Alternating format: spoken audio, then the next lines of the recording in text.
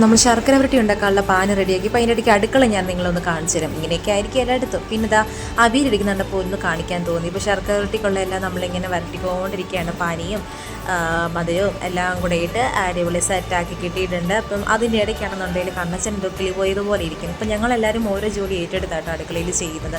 അപ്പോൾ ചേച്ചി അത് പിന്നെ ഇങ്ങനെ ഇളക്കിക്കൊണ്ടേ ഇരിക്കണം. അപ്പോൾ അതിൻ്റെ ഇടയ്ക്ക് ഞാൻ ചെന്ന് കഴിഞ്ഞപ്പോഴേക്കും ഒരു പപ്പടം കിട്ടി. ഞാൻ അതുമായിട്ട് ഇങ്ങനെ കട്ടെടുത്ത് കഴിച്ചോണ്ടിരിക്കുന്നു. പിന്നെ ഞാൻ ചെന്ന് നോക്കിയപ്പോൾ ഇതാ പിന്നെയും ശർക്കരപ്പാനിയും മാവും ഒക്കെ ഇട്ട് വരട്ടി ഇങ്ങനെ അങ്ങ് റെഡിയാക്കി സാധനം ഇതാ എടുത്തപ്പോൾ അതിൻ്റെ ഇടയ്ക്ക് വീഡിയോ എടുക്കാൻ ചെന്ന് കഴിഞ്ഞപ്പോഴേക്ക് എന്നെ പൊക്കോണം എന്നോട് പറഞ്ഞു. ഇത് ചെറുതായിട്ടൊന്ന് ഓടിച്ചു ആക്ഷേപണം. പിന്നെ അച്ഛൻ ഉത്രാടായെന്നേ തോന്നുന്നു, എനിക്ക് തോന്നുന്നു. കാരണം വെച്ചാൽ അച്ഛൻ ഉത്രാട പൂവിളി എന്നുള്ള പാട്ടും വെച്ച് ഞാൻ തിരുവോണമല്ലെന്ന് ആലോചിച്ചേ.